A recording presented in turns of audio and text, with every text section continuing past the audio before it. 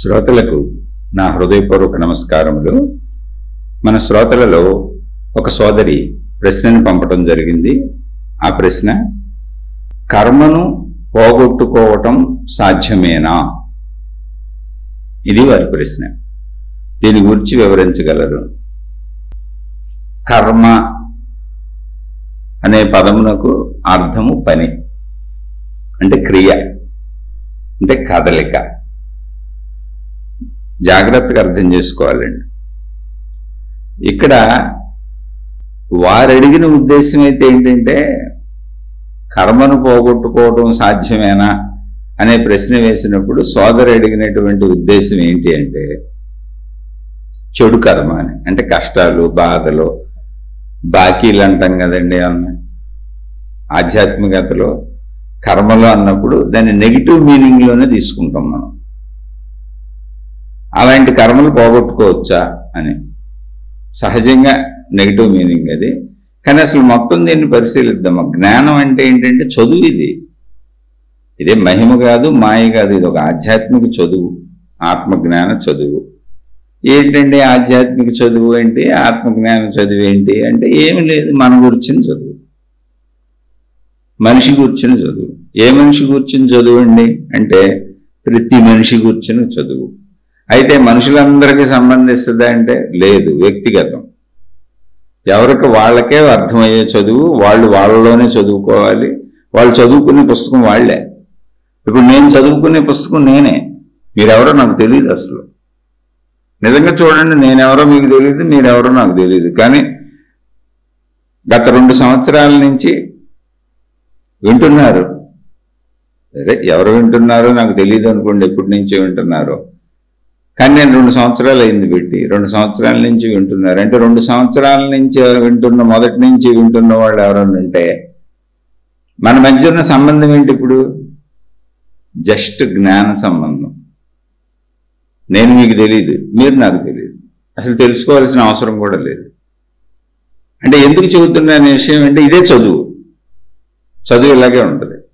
ఎందుకని? చదువు అనేది నేను జ్ఞానాన్ని పొందడానికి వెళ్తున్నప్పుడు నేను స్కూల్కి వెళ్ళొచ్చు, స్కూల్లో బిల్డింగ్ ఎక్కడ కనపడతా ఉండొచ్చు, ఆ బిల్డింగ్లో, స్కూల్ బిల్డింగ్లో మాస్టర్లు ఉండొచ్చు, వాళ్ళు మీకు చెబుతూ ఉండొచ్చు. కానీ మీకు ఏం సంబంధం లేదు. ఫీజులు కట్టారు, వాళ్ళు బిల్డింగ్ కట్టినందుకు మీరు డబ్బులు కట్టారు, చదువు చదువుతున్నందుకు డబ్బులు కట్టారు, డబ్బులు తీసుకొని వాళ్ళు చెబుతున్నారు. అప్పుడు వాళ్ళతో మీకేం సంబంధం ఉంది? మీరు డబ్బు ఇచ్చి చదువు కొనుక్కున్నారు అంతే.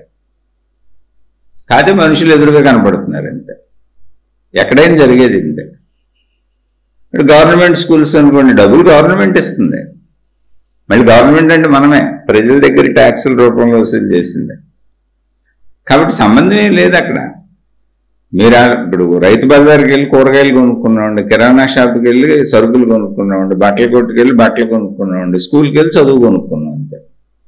వాళ్ళతో మనకేం సంబంధం? ఇప్పుడు బట్టల కొట్టులో ఎవరుంటే మనకెందుకు, కిరాణా షాపులో ఎవరుంటే మనకెందుకు, రైతు బజార్లో ఎవరుంటే మనకెందుకు, ఇక్కడ అంతే. కానీ ఆత్మజ్ఞాన చదువు అన్నప్పుడు ఇది కూడా అంతే. కదికి డబ్బు సంబంధం కూడా లేదు. అంటే అది ఇచ్చిపుచ్చుకొని వాళ్ళు బతకాలి కాబట్టి అది తప్పు లేదు. స్కూల్ వ్యవస్థ అది బతకాలి. మొత్తం పుట్టిన ప్రజలందరూ బ్రతికే విద్యలు నేర్చుకోవాలి. అంటే ముందు భాషలు నేర్చుకోవాలి, ఏదో బ్రతుకు తెరువుకు ఆధారమైన ధన సంపాదన, వృత్తి వ్యాపార ఉద్యోగాలు, చదువులు నేర్చుకోవాలి. ప్రపంచంలో బతకడానికి అవసరమైనటువంటి భాషలు నేర్చుకోవాలి. కాబట్టి ఆ నేర్పేవాళ్ళు బతకాలి కాబట్టి వాళ్ళు డబ్బు తీసుకుంటున్నారు. వాళ్ళు నేర్చుకుంది మీకు చెబుతున్నారు, మీరు నేర్చుకుని మళ్ళీ తర్వాత మీరు దాంతో బతుకుతారు. ఇదంతా ఇంతే. ఇంకా ఇక్కడ కూడా అంతే, సేమ్. కాకపోతే ఏంటంటే ఇక్కడున్న సంబంధం ఏంటంటే ఇది వ్యక్తిగత చదువు. అక్కడైనా వ్యక్తిగత చదువే. మీ క్లాసులో 40 మందినో 50 మందినో 60 మందినో కూర్చోబెట్టి చెబుతున్నట్టు స్కూల్లో కనపడవచ్చు. కానీ మీరు వ్యక్తిగతంగానే వింటున్నారు, మీ పుస్తకాలు మీకున్నాయి, వ్యక్తిగతంగానే దాన్ని స్వీకరిస్తారు, మీ పరీక్షలు వ్యక్తిగతంగానే ఉంటాయి. ఊరిని అందరూ కూర్చున్నట్టు కనపడుతుంది. అలాగే ఆధ్యాత్మికత ఎంతో మంది వింటున్నట్టు కనపడవచ్చు. అది అనవసరం మనకు. అసలు ఎంతమంది వింటారో కూడా అనవసరం. కానీ విన్న వాళ్ళకే వ్యక్తిగతం. ఎందుకని? నీ శరీరానికి సంబంధించింది, నీ మనసుకు సంబంధించింది, నీ బుద్ధికి సంబంధించింది, నీ అంతరంగానికి సంబంధించింది, నీ గుణాలకు సంబంధించింది, నీ స్వభావానికి సంబంధించింది, నీలో ఉన్న ప్రాణశక్తికి సంబంధించింది, మొత్తంగా నీకు సంబంధించింది, నీకు సృష్టికి ఉన్న సంబంధానికి సంబంధించింది. మిగిలిన వాళ్ళ గొడవ నీకు తెలియదు, చెప్పిన నీ గొడవలాగానే మిగిలిన వాళ్ళ గొడవ కూడా ఉంటుంది, కానీ నీకేం తెలియదు, కనెక్షన్ లేదు. ఇప్పుడు సెల్ ఫోన్లు ఉన్నాయి, ఒకే కంపెనీ సిమ్ కార్డులు వేసుకుంటాం, ఎవరి నెంబర్ వాళ్ళకి ఇస్తారంటే మన నెంబర్ మనకే పలుకుద్ది, ఇంకోళ్ళ నెంబర్ మనకు పలకదు, మన నెంబర్ ఇంకోళ్ళకి పలకదు. కానీ కంపెనీ ఒకటే, నెట్వర్క్ ఒకటే, అన్నీ ఒకటే, విధానం అంతే, ఎవరి నెంబర్ వాళ్ళకి పలుకుద్ది. అలా అయితేనే మనకు ఉపయోగకరం. ఆధ్యాత్మికం కూడా అంతే. నెట్వర్క్ ఒకటేలాగే చెప్పేవాడు ఒకటే చెబుతూ ఉండొచ్చు, కానీ ఎవరు వింటున్నారో వాళ్ళకి మాత్రమే పలుకుద్ది అది కూడా అర్థమైతే. అందుకని వ్యక్తిగత చదువు ఆధ్యాత్మికం.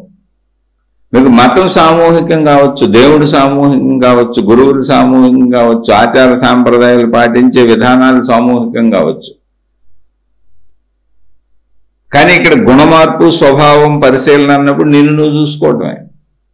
ఇప్పుడు సామూహికం అంటే ఏంటి? అందరూ ఒకే రకం బొట్లు పెట్టుకోవచ్చు, అందరూ ఒకే రకం డ్రెస్సులు వేసుకోవచ్చు, అందరూ ఒకే రకం జెండాలు పట్టుకోవచ్చు, అందరూ ఒకే రకమైనటువంటి నామ సంకీర్తనలు చేయొచ్చు, అందరూ ఒకే రకం మంత్ర జపాలు చేసుకోవచ్చు. ఇవన్నీ సామూహికం. ఆధ్యాత్మికం వ్యక్తిగతం అంటే ఏంటంటే నీ లోపలికి నువ్వు వెళ్ళాలి అంతే. అందరి లోపలికి వెళ్ళటం కుదరదు, అందరి లోపలికి వెళ్ళటం కుదరదు. ఎవరి నాళ్లే చూసుకోవాలి, నిన్ను నువ్వే చూసుకోవాలి, నీ బుద్ధులు నువ్వే గమనించుకోవాలి, నీ ఒక్కడికే కుదురుద్ది. అది ఆధ్యాత్మికం.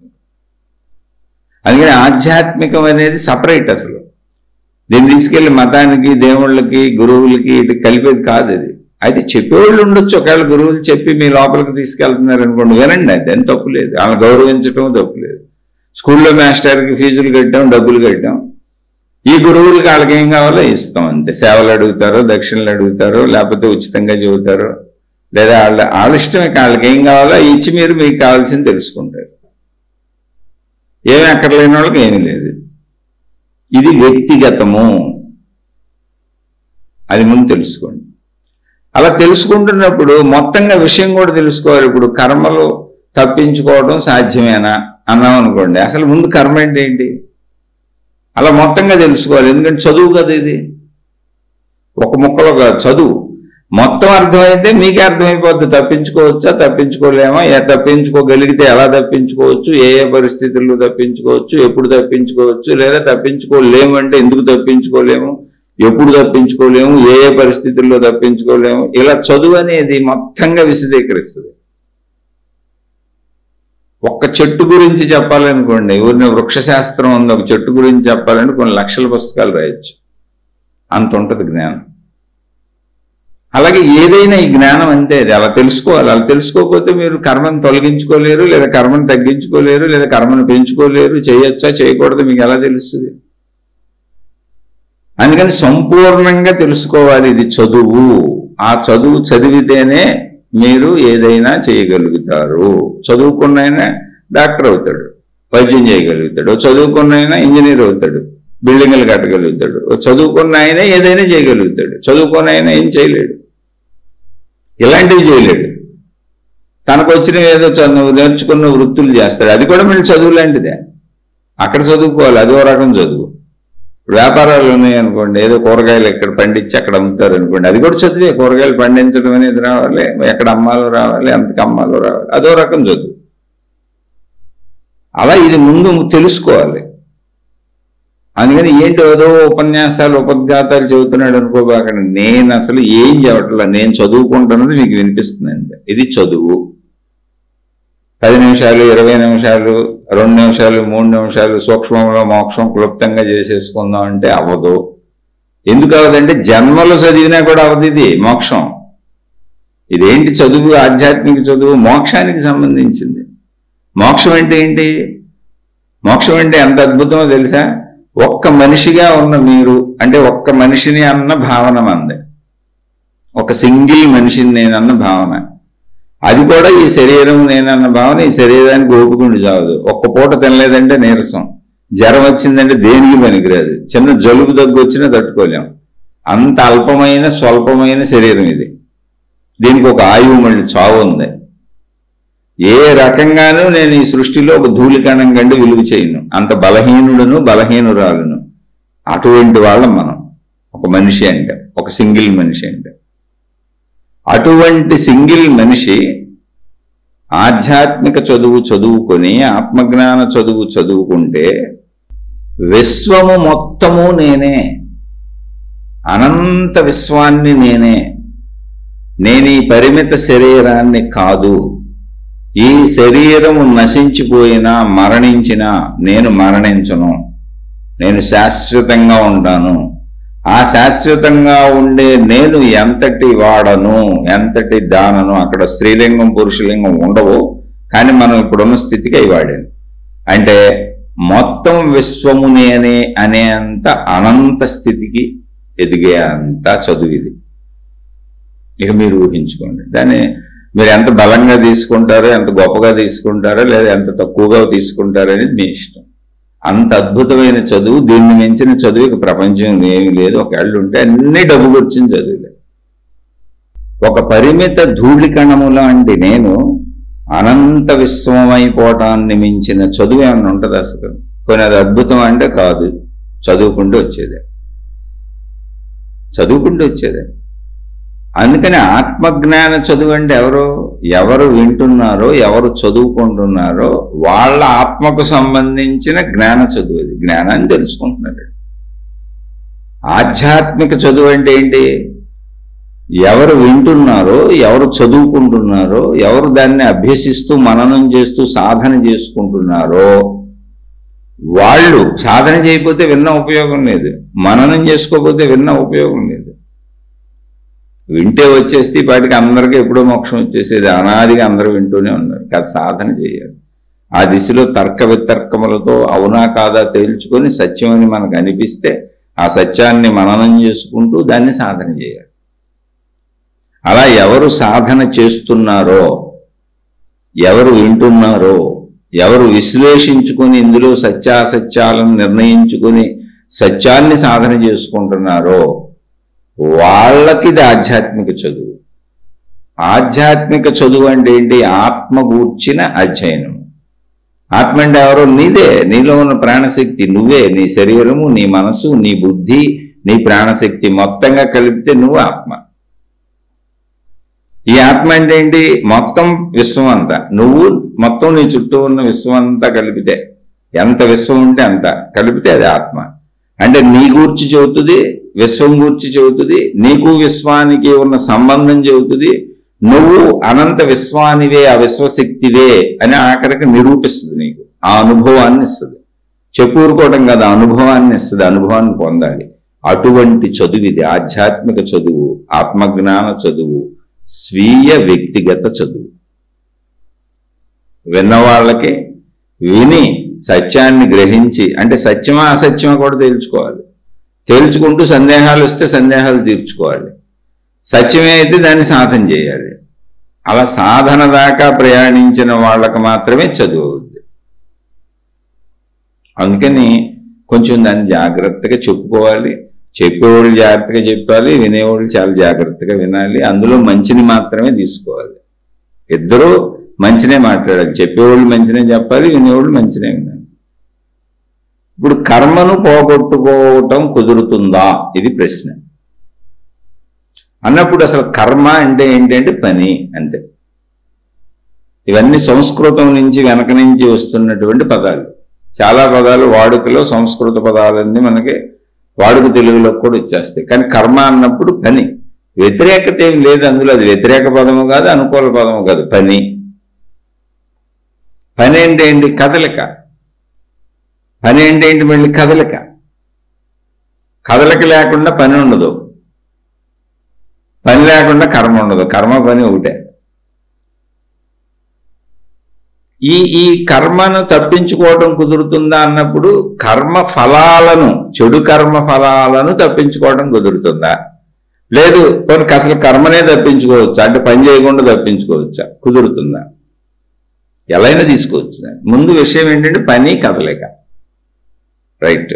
ఇప్పుడు మన శరీరంలో కదిలేది ఏంటి?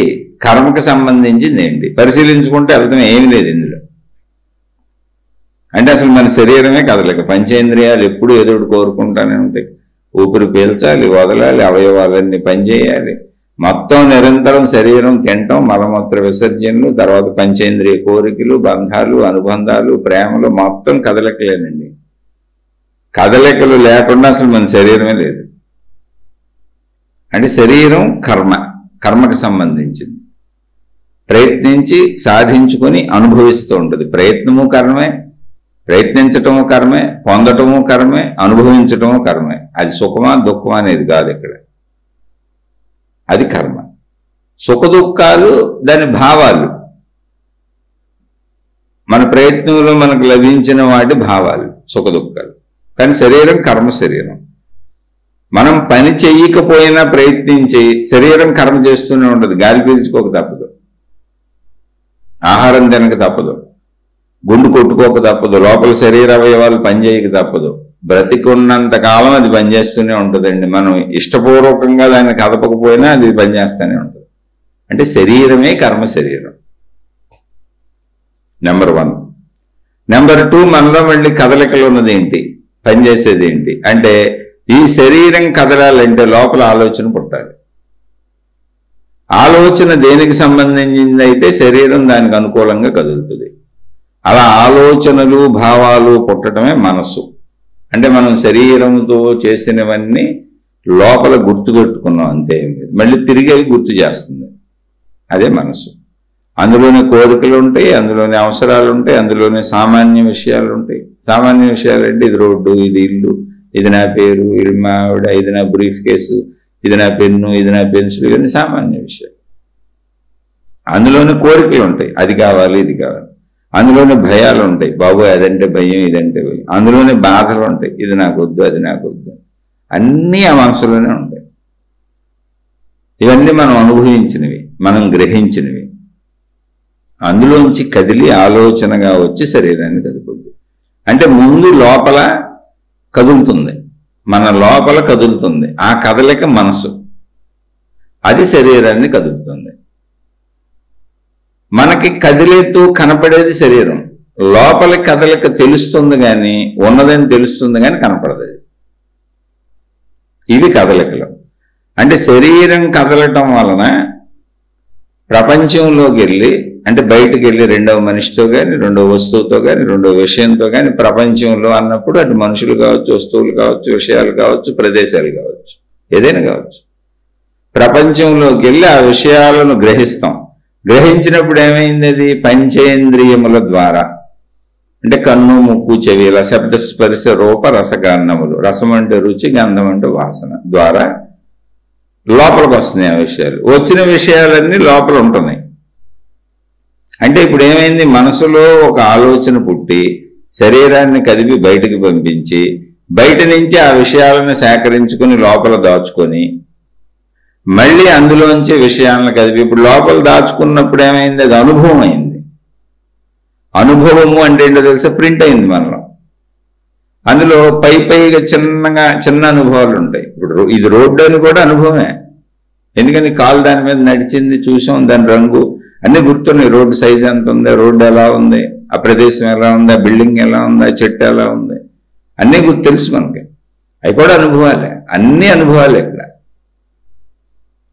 అంటే అనుభవం అంటే ఏంటి, ప్రింట్ అయిపోయింది లోపలని. అది అనుభవము అంటేనే అర్థం ప్రింట్ అయిందని. ఎప్పుడైతే అనుభవం అయిందో అది ప్రింట్ అయిపోయింది లోపల. ఇలా అని తెలిసింది అంటే ప్రింట్ అయిపోయింది లోపల. అందుకని పంచేంద్రియాల అనుభవాలే లోపల ఉన్నాయి. అనుభవం అంటే ప్రింటింగ్ ప్రాసెస్, ప్రింట్ అయిందండి లోపలికి. ఆ ప్రింటింగ్ లోంచి ఒకటి పైకి లభిస్తుంది, ఆలోచనగా మారుతుంది. మళ్ళీ అది శరీరాన్ని కదిపి మళ్ళీ అనుభవానికి ప్రయత్నించని చెప్తుంది. అనుభవాలు కావాలి, మళ్ళీ ప్రయత్నించి అంటది. అదే కోరిక, అదే ఇష్టము, అయిష్టము. అంటే కోరికల్లో 2 రకాలు ఉన్నాయి. ఏంటి, కావాలన్న కోరిక, వద్దన్న కోరిక. వద్దనేది కూడా కోరిక. వద్దొద్దు బాబోయ్, నాకు ఇది వద్దు, ఈ బాధ వద్దు, ఈ మనిషి వద్దు, ఈ వస్తువు వద్దు, బాబోయ్ ఇది నాకు నచ్చదు. అయిష్టాలన్నీ వద్దనే కోరికలు, ఇష్టాలన్నీ కావాలనే కోరికలు. ఈ రెండింటి మధ్యలో నడుస్తూ ఉంటాం. ఈ నడకలో మొత్తం విశ్వం మన మీద ఆధారపడి లేదుగా, మొత్తం విశ్వం మీద మనం ఆధారపడి ఉన్నాం. అటువైపు మనుషులు కానీ, అటువైపు ఉన్న వస్తువులు కానీ, అటువైపు ఉన్న విషయాలు కానీ. అందుకని మన మీద ఆధారపడి లేదు కాబట్టి, మనం దాని మీద ఆధారపడి ఉన్నాం కాబట్టి, మనం అనుకున్నవి జరగచ్చు, జరగకపోవచ్చు. ఈ ఈ పాసిబిలిటీస్ సమానంగా ఉంటాయి, 50-50. జరగచ్చు అనేది ఎంత ఉందో, జరగకుండా ఉండొచ్చు, జరగకపోవచ్చు అనేది కూడా అంతే ఉంది, 50-50. కాబట్టి సుఖ దుఃఖాలు ఇలా వచ్చిపోతూ ఉంటాయి. అంటే జరిగితే ఆనందం, జరగకపోతే దుఃఖం, సింపుల్. జరగకూడదు అంటే అయిష్టం, వద్దనుకున్నాం కానీ అది వచ్చి మీద పడిపోయింది, దుఃఖం. అయిష్టం, వద్దనుకున్నాం, తప్పించుకున్నాం, ఆనందం. ఇలాగే ఉంది జీవితం, ఇంకేం లేదు. ఇలా ప్రయత్నాల మధ్యలో సుఖ దుఃఖాలనే అనుభవాలతో, మళ్ళీ సుఖ దుఃఖ అనుభవాలు కూడా కర్మలే, అన్ని కదలికలు ఇక్కడ. అందుకే కర్మ పని అంటే కదలిక అని ముందు ఎందుకు చెప్పానంటే, మొత్తం కదలికల మహిమే ఉంది చూడండి. ఇక్కడ ఆలోచన పుట్టడం కదలికే, ఆలోచనతో శరీరం కదలటం కదలికే, ప్రయత్నం కదలికే, పొందటం కదలికే, అనుభవించటం కదలికే, అనుభవం నెమరు వేసుకుని ఇలా ఉందని అనుకోవటం కదలికే, అన్ని కదలికలే, మొత్తం కదలికలతో ఉంది ఇది.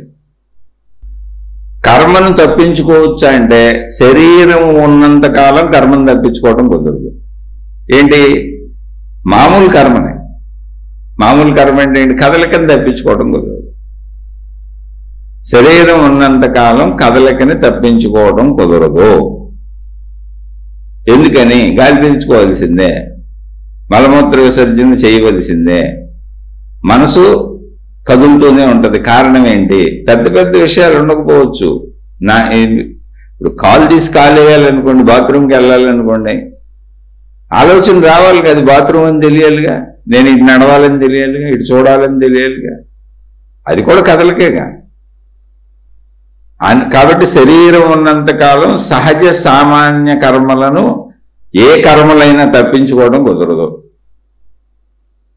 కర్మ అంటే నేను చెప్పింది కదలికలు, పనులు, కదలికలు తప్పించుకోవడం కుదరదు. ఇది మామూలుగా కర్మల గురించి. ఒకవేళ దుఃఖానుభవ కర్మలను తప్పించుకోవడం కుదురుద్దా అంటే, నా ప్రారబ్ధ కర్మలు అంటే నెగిటివిటీలో, అడిగిన ఉద్దేశం అదైతే దుఃఖానుభవ కర్మలను తప్పించుకోవడం కుదురుతుందా అంటే, కుదురుతుంది కొన్ని పరిస్థితుల్లో అని మహాత్ములు గ్రంథాలు చెబుతున్నాయి. ఏం చెబుతున్నాయి అంటే, జ్ఞానాగ్ని దగ్ధ కర్మాణం అని చెబుతుంది. జ్ఞానము అనేటువంటి అగ్ని కణము లోపల పడితే, అంటే కర్మ ఎక్కడ మొదలవుతుంది? మనకి లోపల ఆలోచన రూపంలో మొదలవుతుంది. ముందు ఫస్ట్ కర్మ కదలిక, అది వచ్చి శరీరాన్ని కదులుతుంది.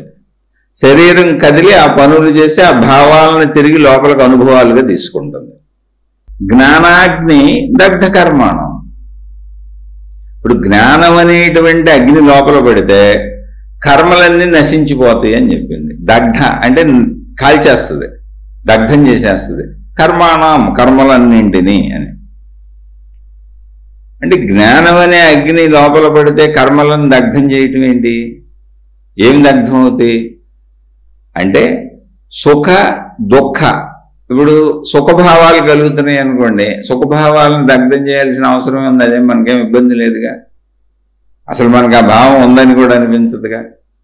సుఖం కూడా లేదు, మామూలుగా ఉన్నాం, ప్రశాంతంగా ఉన్నాం అనుకోండి, అది దగ్ధం చేయాల్సిన అవసరం లేదుగా, అది ఉందని మనకు అనిపించదుగా, అదేం పెద్ద ఇబ్బంది పెట్టదు, ఉందని అనిపించదు, వద్దని అనిపించదుగా. మరి ఏం దగ్ధం చేయాలి? మనకి బాధ కలిగించేవే మనకి ఉన్నవని అనిపించి వద్దనిపిస్తూ ఉంటాయి. జ్ఞానాగ్ని దగ్ధ కర్మాణం. ఇప్పుడు వద్దని అనిపించేవి ఏంటి? అసలు అనుభవాలు, భావాలు. వద్దు ఇది నాకు దుఃఖాన్ని కలిగిస్తుంది, వద్దు ఇది నాకు బాధను కలిగిస్తుంది, వద్దు ఇది నాకు ఇబ్బందిని కలిగిస్తుంది అనేది భావాలుగా. అందుకని జ్ఞానం అనేది ఏంటి? ఇప్పుడు జ్ఞానాగ్ని అన్నాడు. జ్ఞానం అనేది ఏంటి అసలు? జ్ఞానం భావరూపం. జ్ఞానం కూడా భావమే, అక్కడ వస్తువు లేదు, పదార్థం లేదు, విషయం లేదు, భావరూపమే. మనం వద్దనుకునేటువంటి అనుభవాలు కర్మలు అంటున్నామే, ఆ కర్మలు భావరూపాలే. వ్యతిరేక భావాలు వద్దనుకుంటున్నాం, దుఃఖ భావాలు వద్దనుకుంటున్నాం, వాటినే అన్నాం. ఆ భావాలు మీద పడిపోతున్నాయి కనుక ఫలాలు అనుభవించేటప్పుడు అనుభవాలు కదా. అనుభవాలు అంటే భావాలే. నొప్పి తెలుస్తుంది, బాధ తెలుస్తుంది, దుఃఖం తెలుస్తుంది, కష్టం తెలుస్తుంది, ఈ భావాలు ఇవన్నీ దగ్ధమైపోవాలి. అంటే దీనికి సంబంధించినటువంటి క్రియలు అసలు నేను చేయకూడదు, చేసిన వాటిని అనుభవించకూడదు. చేసిన అనుభవించకూడదు అంటే పాత కర్మలు చేసేసినాయి, ఇప్పుడు చేసిన అనుభవించకూడదని కాదు. ఇప్పుడు చేస్తుంటే అనుభవించుకున్నట్టుంటాం. ఒకవేళ ఏదో తెలియక పాతే చేసేసాం అనుకోండి, ఇప్పుడు ఆ కర్మలు ఎలా దగ్ధం చేసుకోవాలి, ఇప్పుడు చేయకుండా ఎలా ఉండాలి, అంటే కొత్త కర్మలు తయారు చేసుకోకుండా ఎలా ఉండాలి. ఇక్కడ ఇది ప్రాసెస్. దానికి మహాత్ములు చెప్పింది ఏంటంటే జ్ఞానాగ్ని దగ్ధ కర్మాణం. జ్ఞానం అనేటువంటి ఒక అగ్ని కణము లోపల పడితే కర్మలన్నీ దగ్ధమైపోతాయి అన్న. జ్ఞానాగ్ని, జ్ఞానం అనే అగ్ని దగ్ధ, మొత్తం అన్నింటినీ దగ్ధం చేసేస్తుంది. ఏంటిని? కర్మాణం, కర్మలన్నింటినీ. ఎలా దగ్ధమవుతాయి ఇప్పుడు అది మనం తెలుసుకోవాలి. ఏం చెప్పారు మహాత్ములు? అసలు జ్ఞానం అంటే ఏంటి? జ్ఞానం అంటే తెలియట, అజ్ఞానం అంటే తెలియకపోవుట, అంతే. ఇంకేం లేదు, దానికి ప్రత్యేకమైన మీనింగ్ ఏం లేదు. జ్ఞానము అంటే తెలియట, అజ్ఞానము అంటే తెలియకపోవుట, అంతే మీనింగ్. ఇప్పుడు మనను మనం పరిశీలిస్తే అసలు మనం కర్మలను ఎలా అనుభవిస్తున్నాం? ఈ శరీరము నేను అనుకోవటం వలన, ఈ దేహమే నేనని పరిమిత భావనలో ఉండటం వలన, ఈ దేహానికి సంబంధించినటువంటి మనసు లోపల ఉండటం వలన నాకు, నా వాళ్లకు, అంటే నా కుటుంబానికి, నా సంపదలకి ఏ హాని జరిగినా అది నాకు ఇబ్బందిగా, బాధగా అనిపిస్తుంది. దానికి లాభం వచ్చినంతసేపు నాకేం ఇబ్బంది లేదు, ఆ కర్మ నాకేం కాలిపోక్కర్లేదు.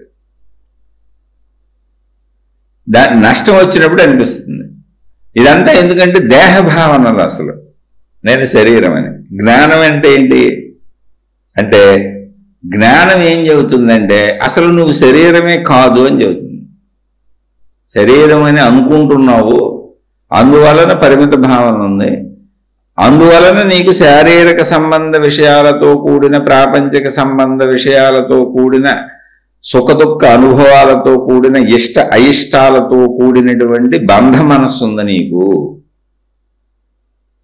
జ్ఞానం ఎప్పుడైతే ప్రవేశిస్తుందో, నువ్వు నేను శరీరం కాదని ఎప్పుడు తెలుసుకుంటావో అప్పుడు నీకు మోక్ష మనసు ఉంటుంది అని చెప్పింది. మోక్ష మనసు అంటే ఏంటి? ఏమి లేదు, బంధాల నుంచి విడుదలే మోక్షం.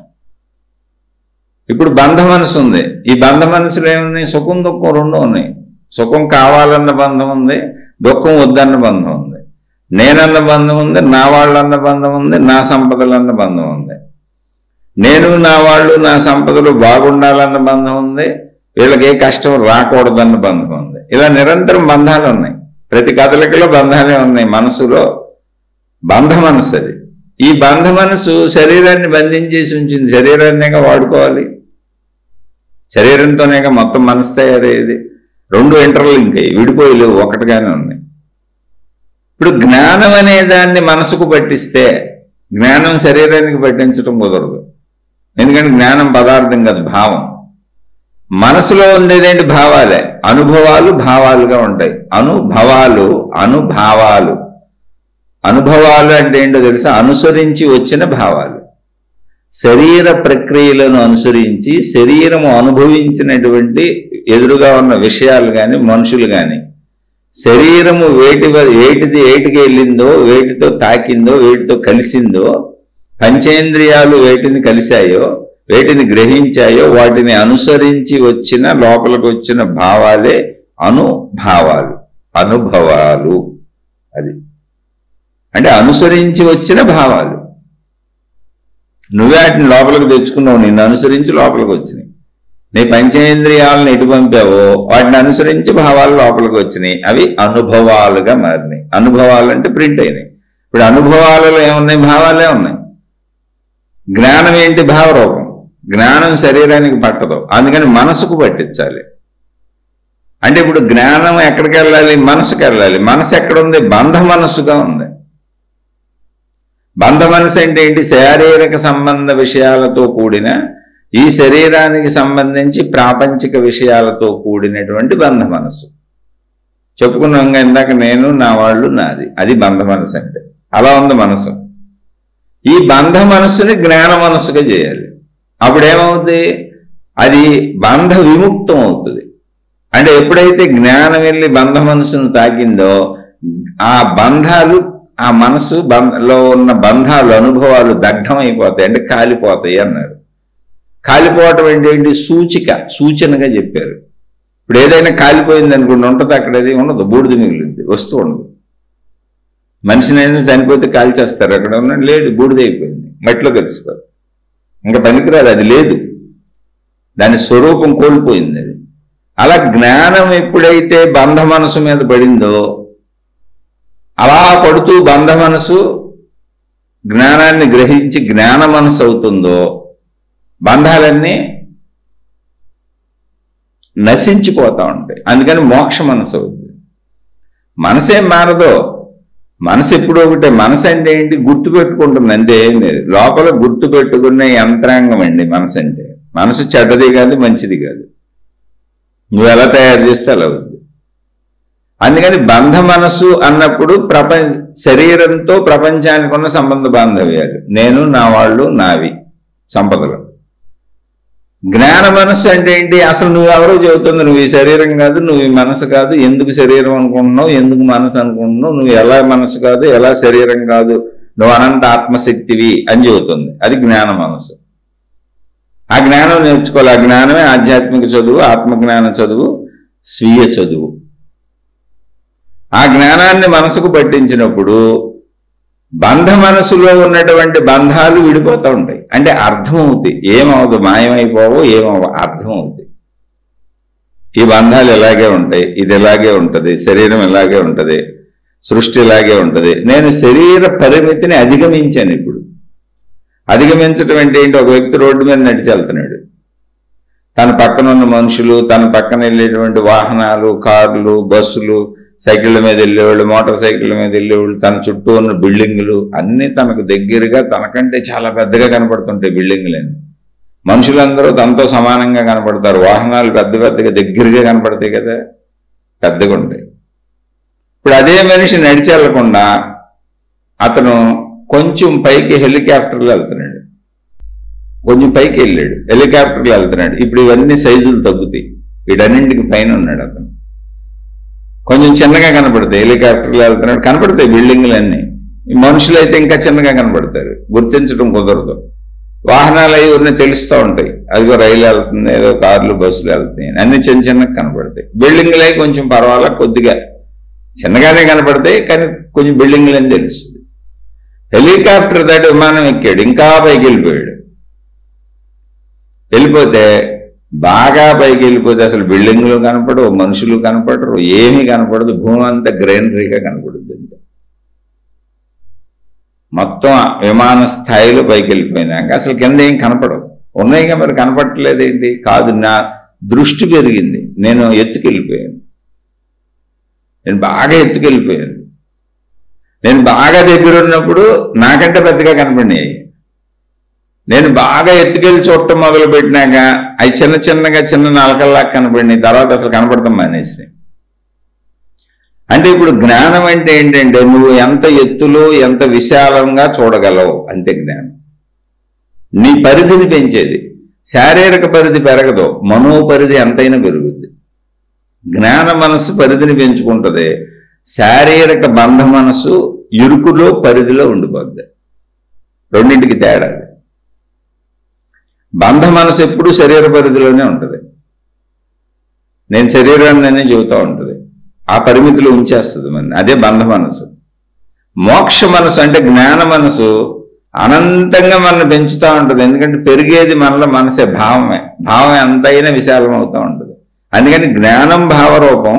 భావరూపంలో మాత్రమే మనం లోపల అంతరంగంలో విశాలం అవ్వగలం, తెలుసుకోగలం, నేర్చుకోగలం, ఎదగగలం, పెరగగలం, అన్నీ అవ్వగలం.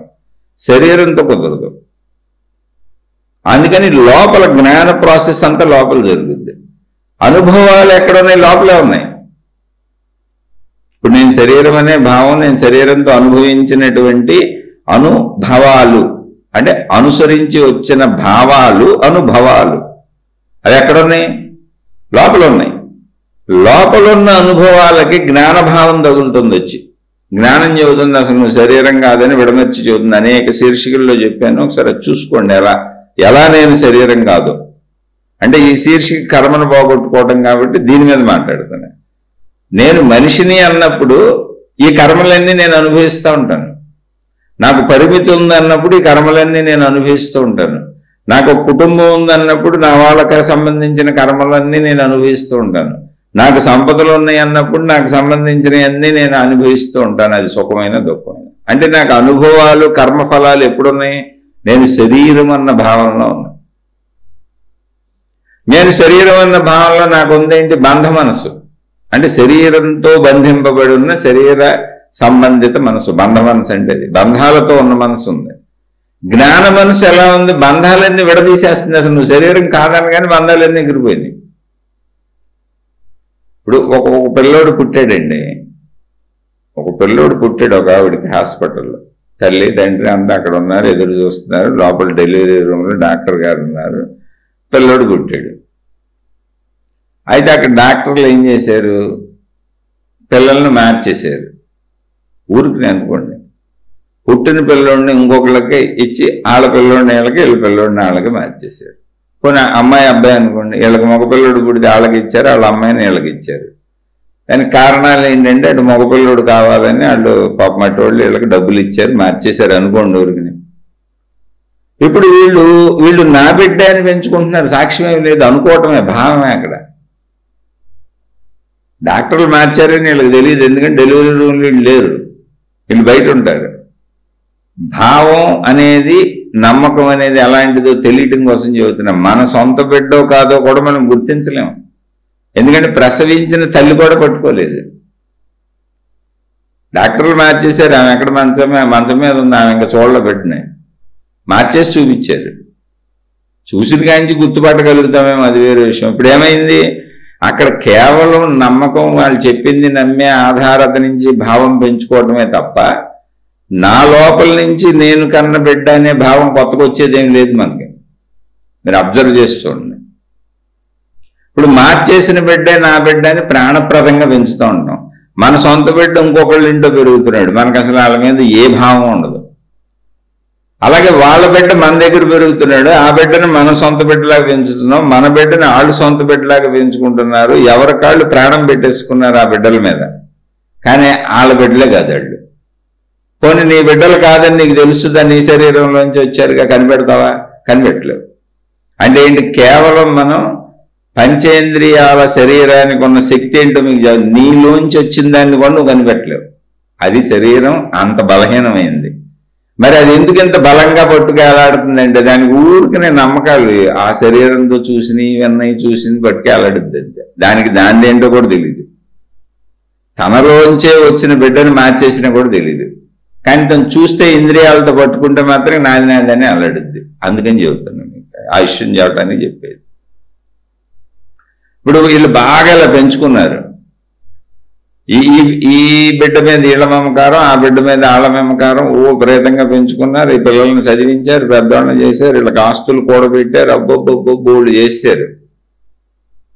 ఎప్పుడో కొంచెం పెద్ద అయిపోయినాక ఆ మార్చేసినటువంటి డాక్టర్లు ఎవరున్నారు, హాస్పిటల్ వాళ్ళు ఎవరున్నారో ఏదో కొన్ని కారణాల వల్ల వాళ్ళు ఇలాంటి పనులు చేస్తున్నారు డబ్బులు తీసుకొని అని పోలీసులు రైడింగ్లు చేసి అవన్నీ పట్టుకొని కేసులు సాల్వ్ చేస్తే ఇలాంటి కేసులు చాలా వచ్చినాయని, ఎవరికి మార్చారని అన్ని నిరూపణతో సహా నిరూపించి ఈ తల్లిదండ్రులకు చెప్పారు. ఏమండి, అసలు మీకు పుట్టింది అబ్బాయి కానీ మీకు అమ్మాయినిచ్చారు, అసలు మీకు పుట్టింది అమ్మాయి కానీ మీకు అబ్బాయినిచ్చారు, మీ బిడ్డ ఈ బిడ్డ కాదు, ఈ బిడ్డ మీ బిడ్డ కాదు, ఇది ఒరిజినల్ బిడ్డలు అని ఆ బిడ్డలకి మీ తల్లిదండ్రులు ఇళ్ళని, ఆ తల్లిదండ్రులకి మీ బిడ్డలు ఇళ్ళని చెప్పారు.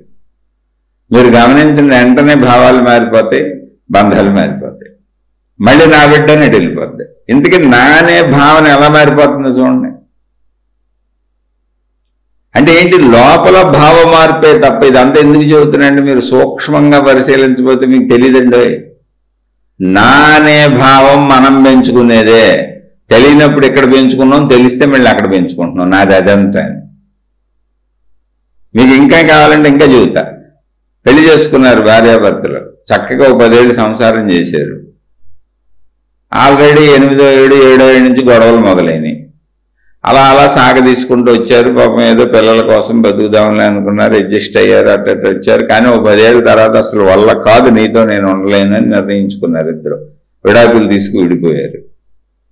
ఇంకా నాకు వద్దు, అసలు నిన్ను భరించలేని అనుకున్నారు, విడాకులు తీసుకు విడిపోయారు. ఇప్పుడు వీళ్ళిద్దరూ పెళ్లి కొత్త వాళ్ళని పెళ్లి చేసుకున్నారు. ఇప్పుడు వీళ్ళ భావాలు, వీళ్ళ బంధాలు, వీళ్ళ ప్రేమలు ఎవరి మీద ఉంటాయి? కొత్తగా పెళ్లి చేసుకున్న వాళ్ళ మీద ఉంటాయి. మరి పాతగా పెళ్లి చేసుకున్నప్పుడు ఆ కొత్తలో వాళ్ళని అంతే ప్రేమించారుగా.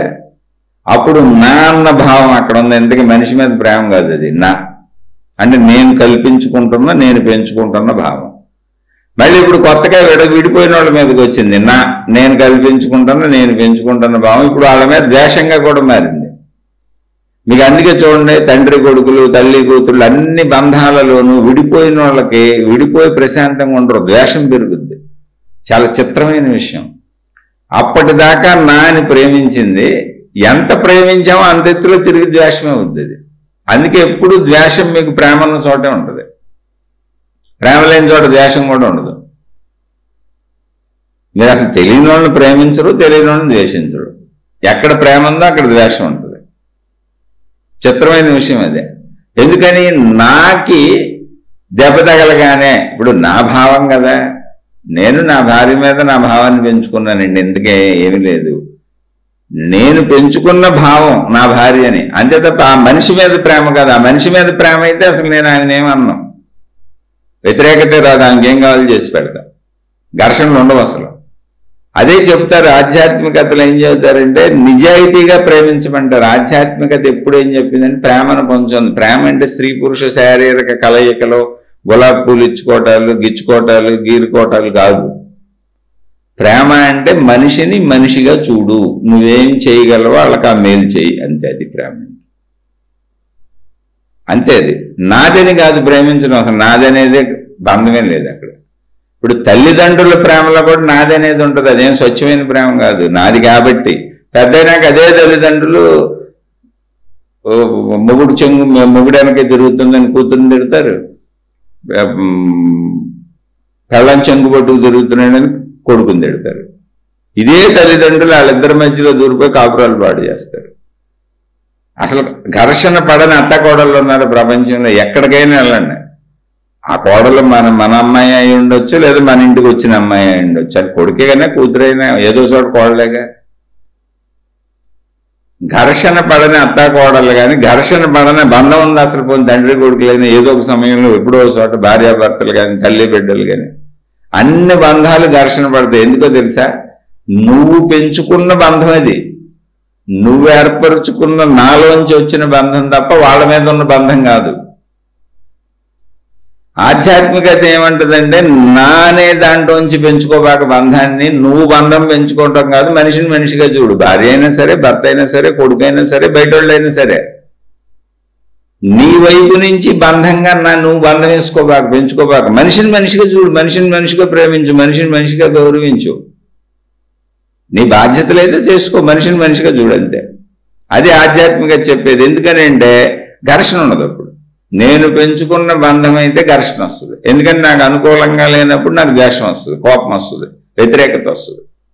ఎందుకని నా అనుకూలత కోసం నా భార్య, నా అనుకూలత కోసం నా భర్త, నా అనుకూలత కోసం నా కొడుకు, నా అనుకూలత కోసం నా కూతురు, ఎవరైనా తల్లిదండ్రులైనా సరే, ఎవరైనా సరే. మీరు ఏదో చిన్నప్పుడు మీ మాట వింటున్నారు కాబట్టి, బొమ్మల్లా ఉంటారు కాబట్టి, వాళ్ళకేమీ తెలియదు కాబట్టి, మీ అండర్లో ఉండి మీ మీద ఆధారపడి బతుకుతున్నంతకాలం గొప్పగా పెంచామని గొప్పలు చెప్పుకోవటమే తప్ప, రియాలిటీగా వాళ్ళకి భార్యలు వచ్చి, భర్తలు వచ్చి, పిల్లలు పుట్టినాక ఎలా ఉన్నారో సరే చూసుకోండి. నెగిటివ్ మాటలు మీరే మాడుతుంటారు. అప్పుడు మీరు తల్లిదండ్రులు ఎలా అవుతారు? అది నిజమైన ప్రేమ ఎలా అవుద్ది? నిజమైన ప్రేమ ఏంటి అంటే నీలోంచి బంధం లేకుండా వచ్చేది. ఏ బంధం లేదు, మనిషిని మనిషిగా చూశానంతే. నాలాంటి మనిషే కాబట్టి మనిషికి మనిషికి ఉన్న సంబంధం అనే బంధం అంతే. నీకేం కావాలో ఇది చేస్తాను అంతే, సింపుల్. నీ నుంచి నేను ఆశించేది ఏమీ లేదు. నువ్వు ఇస్తే ఇవ్వు, లేకపోతే లేదు. అప్పుడు ఘర్షణ ఎందుకు ఉంటుంది? అది ఆధ్యాత్మికత చెప్పేది. చిన్న మైన్యూట్ పాయింట్ అని చెబుతుంది. అంటే కర్మలను తప్పించుకోవచ్చు అంటే ఇక్కడ తప్పించుకోవచ్చు. అందుకని ఈ పాయింట్లోకి వచ్చాను. కర్మలను ఎలా తప్పించుకోవచ్చు అంటే, సాటి మనిషిని నాకు సంబంధించి చూడకో. నా భర్త కాబట్టి నాకు ఇది చెయ్యాలి, నా భార్య కాబట్టి నాతో ఇలా ఉండాలి, నా కొడుకు కాబట్టి నాతో ఇలా ఉండాలి, నా కూతురు కాబట్టి నాతో ఇలా నీతోనే చెబుతున్నావు. అది బంధం. నరికేదాన్ని, ఆ బంధాన్ని నరికి పారే, పక్కన పెట్టు. నా కొడుకు అనుకో, తప్పేం లేదు. నా కొడుకు కాబట్టి నాతో ఇలా ఉండాలనుకోకు. నా కొడుకు కాబట్టి నేను చేసి పెడతాను, మనిషి కాబట్టి చేసి పెడతాను. నా భార్య కాబట్టి మనిషి కాబట్టి చేసి పెడతాను. నా భర్త కాబట్టి మనిషి కాబట్టి చేసి పెడతాను. ఏ మనిషికైనా అలాగే చేస్తానండి. నేను ఈ బాధ్యతలుగా నా ఇంట్లో ఉన్నాయి, బయట నాకు బాధ్యతలు కాదు కాబట్టి ఊరుకున్నాను అంతే. అంత శక్తి ఉండి నేను చేయగలిగితే ప్రపంచం మొత్తానికి చేస్తాను. మనిషిగా చెయ్యి అంతే ఆధ్యాత్మికం. అప్పుడు ఆధ్యాత్మికం ఏమైంది? జ్ఞాన సంబంధమైంది. అది జ్ఞానం అంటే అది బంధం నరికేస్తుంది. జ్ఞానం బంధం ఎక్కడ నరకబడింది అక్కడ మోక్షం ఉంది. మోక్షం అంటే ఏంటి? విడుదల. ఇప్పుడు నీకు దుఃఖం లేదు, మనిషిగా చేసావు అంతే. బంధం ఉందనుకో, నా కొడుకు కాబట్టి నా మాట వినాలి, నా కొడుకు కాబట్టి నాకు ఎంత పడి ఉండాలి, మా నాన్నవు కాబట్టి నాకే చేయాలి, మా నాన్నవు కాబట్టి నాకు ఇలాగే ఉండాలి, నీ ఆస్తి నాకే రావాలి, నువ్వు నాకే ఇవ్వాలి, ఎవరికి పెట్టకూడదు. అలా అన్నీ నా భర్తవు కాబట్టి, నా భార్యవు కాబట్టి. ఏంటిది? దాంతోనే కర్మలు వచ్చినాయి. కర్మలు తప్పించుకోవచ్చా అంటే ఇక్కడ ఉన్న సూక్ష్మ రహస్యం. తప్పించుకోవచ్చు. బంధం నరికే అంటే మనుషులను వదిలేమని కాదండి బాబు. బంధం ఆశిస్తుంది. ప్రాబ్లం అది. బంధం చాలా ఎంత జాగ్రత్తగా గమనించుకోవాలంటే, బంధం అనేటువంటిది ఎంత మోసం చేస్తుంది మనంటే, బంధం ఇస్తున్నట్టుగా కనపడుతుంది కానీ ఆశిస్తుంది. అమ్మో నా కొడుకు, అమ్మో అత్తింటాడు ఇత్తింటాడు ఇచ్చేసి పెట్టకపోతే ఎట్టగంటాం. అమ్మో నా కూతురికి ఇవన్నీ చేసి పెట్టాలి, అమ్మో మా ఆయనకి ఇవన్నీ చేసి పెట్టాలి, అమ్మో మా ఆవిడికి ఇవన్నీ ఇష్టం తీసుకెళ్ళాలి, కొని పెట్టాలి. ఇవన్నీ ఎందుకు చేస్తావు తెలుసా? నువ్వు వాళ్ళ నుంచి నువ్వు తిరిగి ఆశిస్తున్నావు. అందుకే నువ్వు వాళ్ళని తిడతా ఉంటావు, వాళ్ళ మీద కోపం వస్తూ ఉంటుంది నీకు చెప్పినట్టు అనిపోతే. నువ్వు ఆశించకుండా చేస్తే అసలు నీకు కోపమే రాదు. అదే చెప్పేది జ్ఞానం. బంధాన్ని నరికాయి. నా కొడుకు అనే బంధాన్ని నరికాయి. కొడుకు అంతే. నా కొడుకు కాదు, కొడుకు నరికాయి. నరికాయి కొడుకు కాబట్టి చెయ్యి. నా కర్తవ్యం అయిపోయింది. కర్తవ్యం అంటారు, బాధ్యత అంటారు. ఆ కొడుకు తిరిగి చేస్తాడా లేదా ఆలోచన అసలు పుట్టదు నీకు. నా భార్య నరికాయి. ఇది జ్ఞానం. అప్పుడు నేను ధర్మంగా నా భార్య కాబట్టి నేను ఏం చేయాలో ఇది చేశాను, నరికేశాను. భార్యకి ఏం చేయాలో ఇది చేశాను. ఆమె నాకు చేస్తుందో లేదో నాకు అనవసరం. నా తండ్రి నరికాయి. తండ్రికి ఏం చేయాలో ఇది చేశాను. తిరిగి నాకు వాళ్ళు చేయాలన్న ఆలోచన కూడా పుట్టదు. చేయపోయినా నాకేం ఇబ్బంది లేదు. ఎందుకంటే అసలు ఎక్స్పెక్టేషన్ లేదు. నరికేసాగా. నరకపోతే ఏమవుద్దంటే ఒక బ్రిడ్జ్ ఏర్పడుతుంది అక్కడ బంధంలో. నా వైపు నుంచి వాళ్ళకే, వాళ్ళ వైపు నుంచి నాకు వంతుని కట్టుకున్నా. నేను మీ వైపు వచ్చాను కదా, మీరు నా వైపు ఎప్పుడు వస్తారని ఎదురు చూస్తా కూర్చుంటా. నేను మీ వైపు 10 సార్లు వచ్చాను, మీరు నా వైపు 5 సార్లే వచ్చారు, రావట్లేదు ఏంటని బాధపడతా ఉంటా. వాళ్ళు బాధను పెంచిన కొద్దిగా అని తిడతా ఉంటా. లేదు, జ్ఞానం ఏం చేస్తుందంటే బంధ బ్రిడ్జిల్ని నరికేస్తుంది, ప్రేమ బ్రిడ్జిలు ఏర్పాటు చేస్తుంది అంతే. ప్రేమ బ్రిడ్జి అంటే ఏంటి? లేదు, కొడుకున్నాడు, అటు నుంచి ఇటేమి రావక్కర్లేదు, ఇటు నుంచి పంపటమే. అంటే జారుడు బల్లలు అనుకోండి. ప్రేమ ఏం ఏర్పాటు చేస్తుంది అంటే జారుడు బల్లలు ఏర్పాటు చేస్తుంది, బ్రిడ్జిలు కూడా కాదు. బంధం బ్రిడ్జిలు ఏర్పాటు చేస్తుంది. సమానంగా ఉంటే ఇటు నుంచి పంపాను, అటు నుంచి రావాలి. చూస్తా ఉంటా అటు నుంచి రారేంటని. కానీ జ్ఞానము ప్రేమ రియల్గా ఉన్నది ఏం ఏర్పాటు చేస్తుంది అంటే జారుడు బల్లలు. నా వైపు నుంచి వదిలేసాను, జారి వెళ్ళిపోయింది అంతే. వాళ్ళ వైపు నుంచి తిరిగి రావడం అతి కష్టమైన విషయం. నేను అసలు ఎక్స్పెక్ట్ చేయను. జారుడు వాళ్ళకి ఎదురు రాలేరు ఎవరు, అందుకని వాళ్ళు ఇస్తారు ఎవరో నాకు అనవసరం అసలు. అంటే ఎవరికైనా అంటే అందరం జారుడు బల్లలు అయినప్పుడు అవి గొడవ లేదుగా. ఇప్పుడు నేను మా అబ్బాయికి జార్చాను, మా అబ్బాయి నాకు జార్చారు, జారుడు బల్ల అయిపోయింది అనుకోండి, ఇంకా గొడవలే ఉన్నాయి అసలు అక్కడ.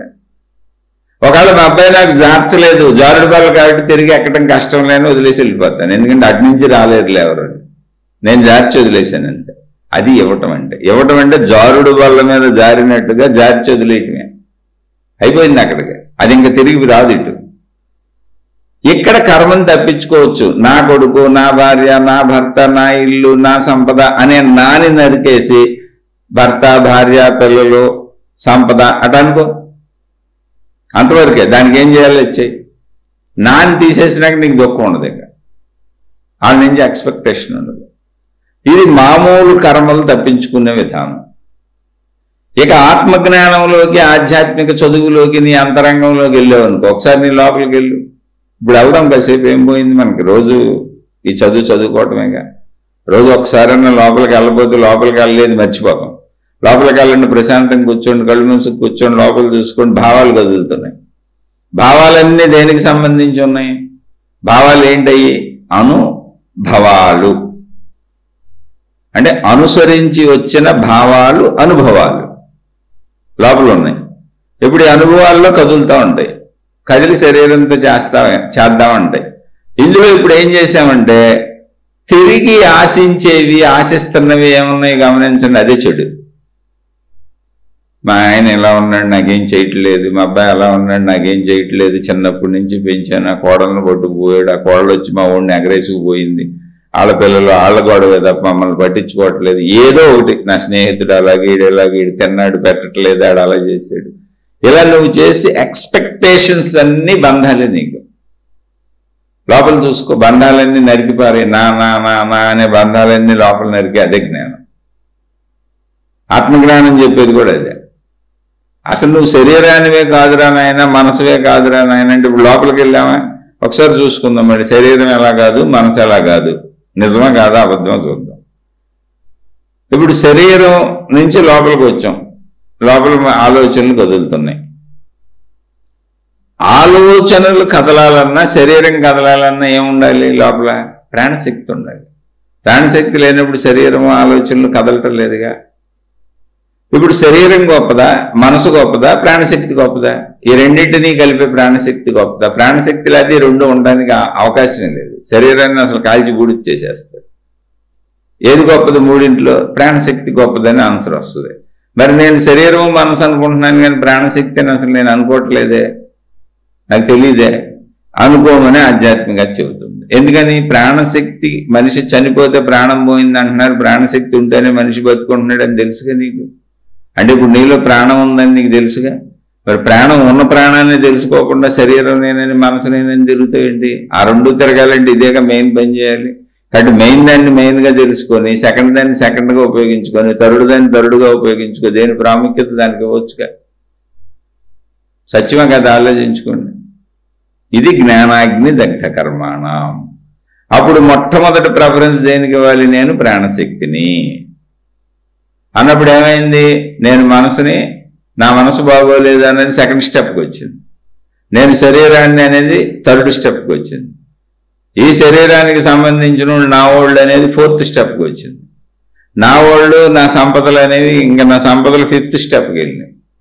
మొట్టమొదట్లో ఏముంది? నేను ప్రాణశక్తిని. ప్రాణశక్తి ఎలా ఉంది? నిర్మలంగా ఉంది, నిశ్చలంగా ఉంది, ప్రశాంతంగా ఉంది. దానికి అసలు ఏ గందరగోళం లేదు, అందులో బంధమే లేదు.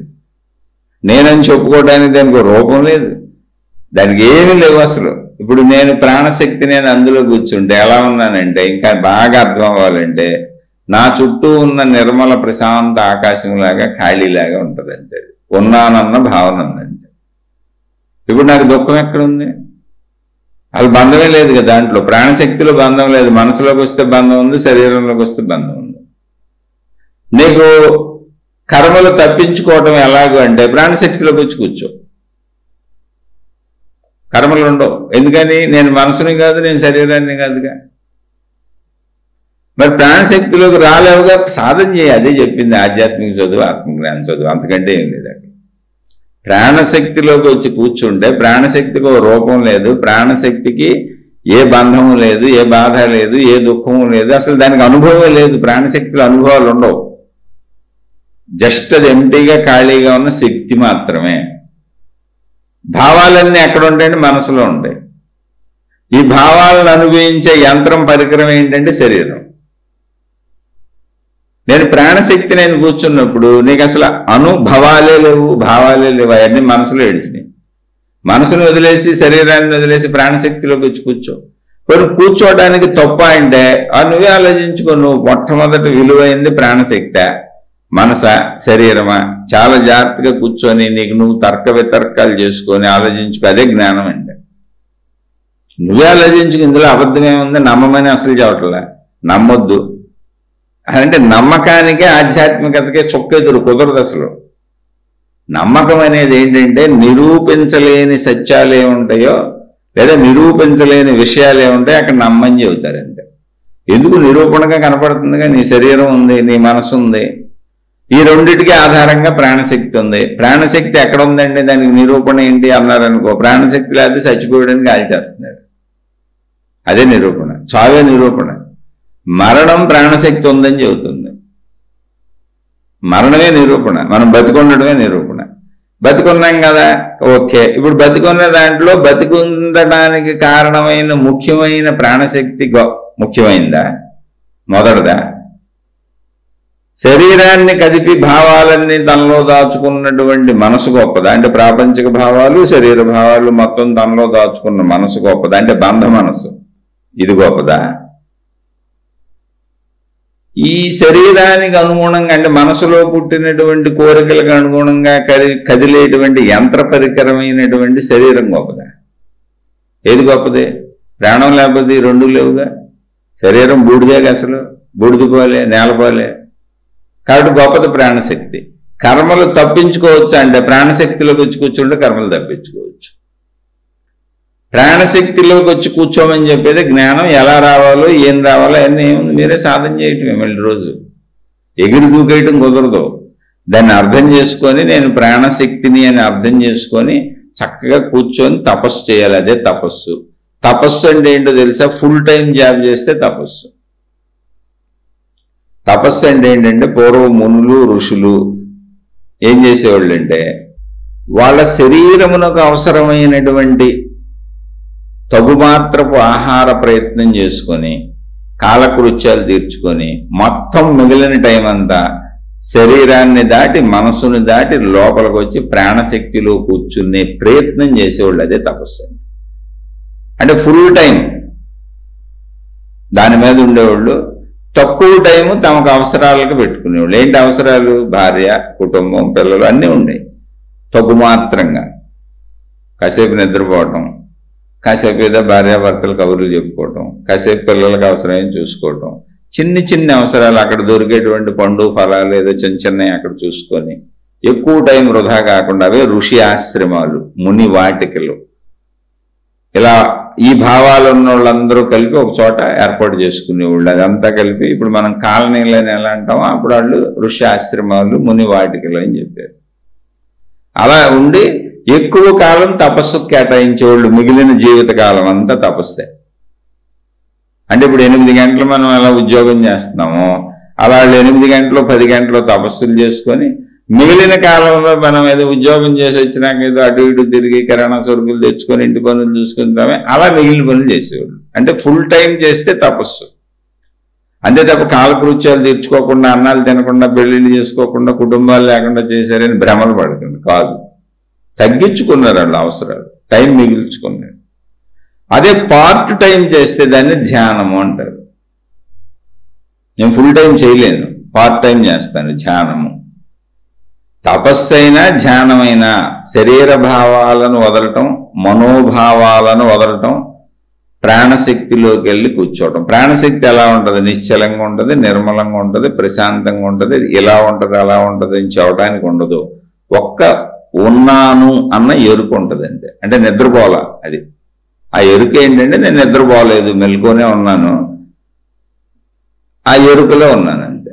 దానికి ట్రై చేయాలి. ట్రై చేయకుండా శరీర భావాలు వదలటం, మనోభావాలు వదలటం అని మనమే ప్రయత్నించి వద్దనుకొని రావాలిగా కూర్చొని ప్రశాంతంగా. అది నెలలు పట్టచ్చు, సంవత్సరాలు పట్టచ్చు. ఒకసారి ట్రై చేయి. అదే ఫుల్ టైం తపస్సు, పార్ట్ టైం ధ్యానం. మళ్ళీ ధ్యానాలలో అనేక రకాలు వచ్చేసినాయి. అది నేను చెప్పే ధ్యానం అది కాదు. నేను చెప్పేది ప్యూర్లీ ఆధ్యాత్మిక ధ్యానం, ఆత్మజ్ఞాన ధ్యానం.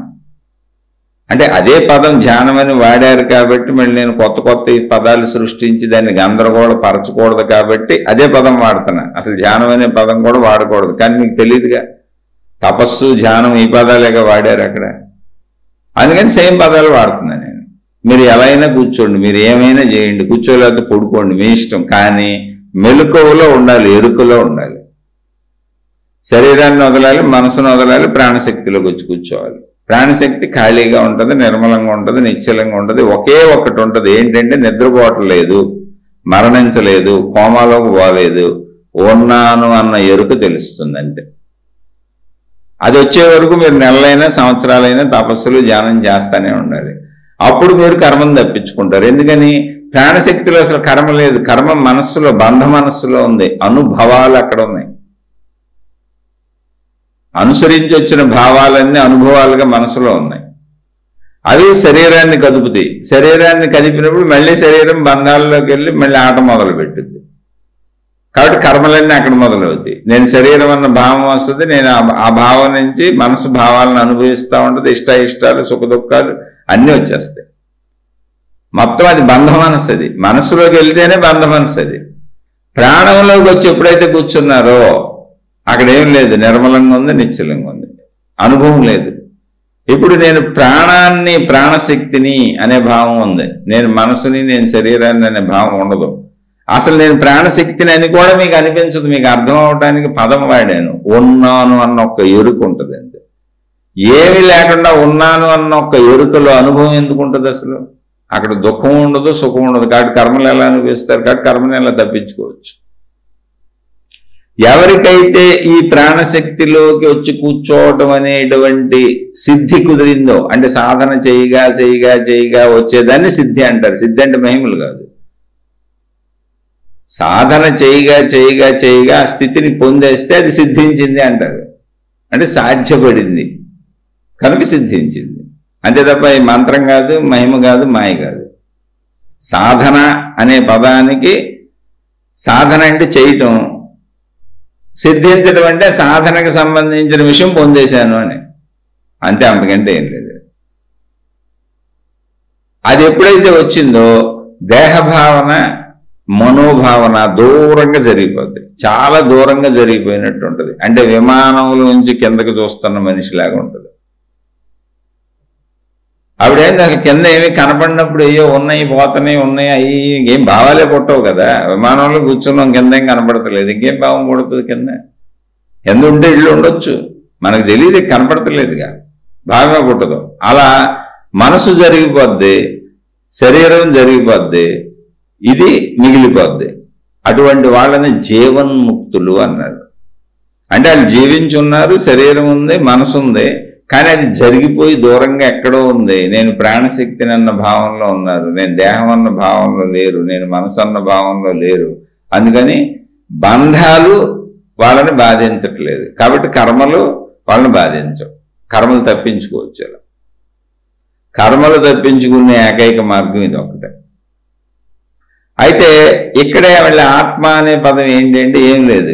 ఎవరికైతే ఆ ప్రాణశక్తిలో స్థిరంగా కూర్చోవటం వచ్చిందో, నేను ప్రాణశక్తిని అనేటువంటి ఎరుక కలిగిందో, అంటే ఈ ప్రాణశక్తిని అన్న ఎరుకలో నేనన్న భావం ఉండదు, శరీర భావం తగ్గి మనోభావం తగ్గి కేవలం ఎరుకలోకి వచ్చారో అది ప్రాణశక్తి భావం. వాళ్ళకి ఏమర్థమవుతుందో చెప్పారు వాళ్ళు. ఏమర్థమవుతుందంటే మొత్తం సర్వవ్యాపకముగా ఉన్నటువంటి శక్తి ఒక్కటే, విశ్వమంతా ఉన్న శక్తి ఒక్కటే, అది నేనే అన్న భావన కలుగుతుంది అన్నాడు. అలాంటి విస్తృత విశాల భావన కలుగుతుంది అన్నాడు. ఆ భావనకి ఏం పేరు పెట్టాలి మరి? ఎన్నాళ్ళు మనం శరీరం నేను, మనసు నేను అనుకొని, ప్రాణశక్తి నా లోపల ఉందనుకొని, చచ్చిపోతే ప్రాణం పోయింది అనుకొని అలా అనుకుంటున్నాం. కాబట్టి దాన్ని ప్రాణశక్తి అని పిలిచాము. అంటే శరీర భావంలో ప్రాణశక్తి అని పిలిచాం కాదు. ప్రాణశక్తిలోకి వెళ్ళినాక తెలిసింది అది అనంతంగా విశ్వవ్యాప్తంగా ఉన్నటువంటి భావన. అది నేనే అనిపిస్తున్నది, నాకు భిన్నంగా అనిపించటం లేదు. సమస్తము దానిలోనే ఉన్నాయని అనిపిస్తుంది. అలానే సమస్తం కనపడుతున్నాయి, నాకేం మాయమైపోలేదు, కానీ దానిలోనే ఉన్నాయి అనిపిస్తుంది. సమస్తము దానిలో ఉన్నాయి, అది సమస్తములోనూ ఉంది. ఎలా అనిపిస్తుంది? అది ఏకమైన శక్తి అనిపిస్తుంది అని చెప్పారు. మరి ఆ స్థితికి ఏం పేరు పెట్టాలి అంటే వాళ్ళు ఆత్మశక్తి అని పేరు పెట్టారు, దాన్నే బ్రహ్మము అన్నారు. అందుకని ఆత్మ అని పేరు పెట్టారు కనుక దానికి సంబంధించిన జ్ఞానము ఆత్మజ్ఞానం. ఆత్మ అని పేరు పెట్టారు కనుక దానికి సంబంధించిన అధ్యయనము, చదువు ఏదుందో ఆధ్యాత్మిక చదువు అయింది. ఇలా కర్మను తప్పించుకోవచ్చు. కర్మను తప్పించుకోవడానికి 2 రకాల మార్గాలు చెప్పాను. ఒకటి, లోపలికి వెళ్ళిపోయి ప్రాణశక్తిలో కూర్చోవటం, అదే ఆత్మశక్తి. శరీరం దాటి మనసు దాటి లోపలికి వెళ్ళటం, అది అభ్యాసమే. ఫుల్ టైం అయితే తపస్సు, పార్ట్ టైం అయితే ధ్యానం. ఎలా కుదిరితే అలా చేసుకోండి, ఎంత కుదిరితే అంత చేసుకోండి. రోజుకి 5 నిమిషాలు చేసినా మీరు అదృష్టవంతులే, ఎప్పుడోకప్పుడుకి తప్పక సిద్ధిస్తుంది. రెండో మార్గం ఏంటంటే, నా భార్య, నా భర్త, నా కొడుకు, నా కూతురు, నా స్నేహితుడు, నా ఇల్లు, నా ఊరు, నా ప్రపంచం, నా దేశంలో నా నరికేయండి, మిగిలింది ఉంచండి. అక్కడ బంధం కట్టయిపోయింది. కొడుకు, కోళ్ళు, అల్లుడు, మామగారు, తండ్రి అన్నీ ఉన్నాయి, నా లేదంటే. వాటికి ఏం చేయాలో ఇది చేయండి, జారుడు వల్ల మించి వదిలినట్టుగా అంతే. అప్పుడు కూడా కర్మలు తప్పించుకోవచ్చు, ఎందుకంటే అటు నుంచి మీరేమీ ఆశించరు కాబట్టి మీకు దుఃఖం రాదు. వీటి నుంచి మీరు ఇవ్వగలిగినంత ఇచ్చి ఊరుకుంటారు. వాళ్ళు అటు నుంచి ఏమి ఇచ్చినా పట్టించుకోరు, ఎందుకని నరికేశారు కదా అనేది. అది కొంచెం కష్టంగానే అనిపిస్తుంది, కానీ ప్రాక్టీస్ చేయొచ్చు. రెండు ఒకటే, ప్రాణశక్తిలోకి వెళ్ళటమైనా ఒకటే, దీన్నైనా ఒకటి. ఇది నరకకుండా ప్రాణశక్తిలోకి వెళ్ళటం కుదరదు, దేహభావన పోకుండా. అందుకని నా అనేటువంటి బంధం నేనే వేసుకుంటున్నాను అని తెలుసుకోండి. నరకటం అంటే ముందు మీకు చెప్పింది, నరకటానికి అక్కడ ఏం ఉండదు. అసలు నాన్న బంధం వేసుకుంటున్నాడు ఎవడో, నేనేగా. ఇప్పుడు నా భార్య అనే అంటే ఊరికనే ఇలా చెబుతున్నాడు ఏంటని అనుకోబాకండి, దయించి నన్ను క్షమించండి. కొన్ని ఉదాహరణలు కొంచెం కఠినంగా అనిపించినా ఆ ఉదాహరణలు చెప్పకపోతే బుర్రకెక్కదని చెబుతున్నా, బాగా బుర్రకెక్కేలా బలంగా చెబుతున్నా. నా భార్య, నా భార్య, నా భార్య అని విపరీతంగా ప్రేమిస్తున్నాడు. తప్పు లేదు, ప్రేమించుకోవచ్చు, విపరీతమైన ప్రేమ ఉంది అంటే నిజంగా జరిగింది ఇది, అందుకని చెబుతున్నా. అయిపోయింది, చక్కటి ప్రేమ, అందులో ఉంది. భర్త రాగానే నా భర్త, నా భర్తని ఆమె కూడా అలాగే ఉన్నట్టు కనపడుతుంది ఆయనకి. నా భార్య నన్ను విపరీతంగా ప్రేమిస్తుంది, నా భర్తని, నేను నా భార్యను విపరీతంగా ప్రేమిస్తున్నాను, ఇద్దరు తెగ ప్రేమించేసుకుంటున్నాడు. భర్త పొద్దున్నే ఆఫీస్కి వెళ్ళిపోతాడు, భార్య చక్కగా ఇంకొక ఆయనతో అక్రమ సంబంధం పెట్టుకుంది. ఇప్పుడు ఈమె మనసు ఎవరి మీద ఉంది? అక్రమ సంబంధం పెట్టుకున్న ఆయన మీద ఉంది. నా భర్త కంటే నా భర్త అనేది ఊరికనే వ్యావహారికంగా ఉంది, అక్కడ నటిస్తుంది. అక్రమ సంబంధం పెట్టుకుందే అక్కడ అద్భుతమైన భావం, అద్భుతమైన ప్రేమ, అద్భుతమైన బంధం, ఎంతో ఆనందం పొందకపోతే అక్రమ సంబంధం ఎందుకు పెట్టుకుంటుంది? స్త్రీలకే చెప్పాను అనుకోబాకండి, పురుషులకు కూడా అక్రమ సంబంధం పెట్టుకున్నాడు మళ్ళీ ఇంకొకటి పురుషుడే ఉండాలిగా. అటేపు అక్రమ సంబంధం ఒక స్త్రీ పెట్టుకోవాలంటే అటే పురుషుడు ఉండొద్దు, పురుషుడు ఒక అక్రమ సంబంధం పెట్టుకోవాలంటే అటేపు స్త్రీ ఉండొద్దు. కాబట్టి అది స్త్రీలనే అంటున్నాను, పురుషులే అంటున్నాను అని అనుకోబాకండి. ఎవరిని అంటలో ఉన్న ఉదాహరణ చెబుతున్నా, ప్రపంచం అంతా ఇవి జరుగుతున్నాయి. మీకు అర్థం అవటం కోసం కొంచెం బలంగా ఉంటుంది, బలంగా అర్థమవుద్ది అని చెప్పాను. ఇప్పుడు నటిస్తున్న అంటే నా అనుకున్నోళ్ళు ఒకళ్ళు నిజంగా అనుకుంటున్నారు, ఇంకొకళ్ళు నా అనుకుంటున్నట్టు కనపడుతున్నారు, కానీ నీకు తెలియదు కదా శరీరం లోపల ఏముందో.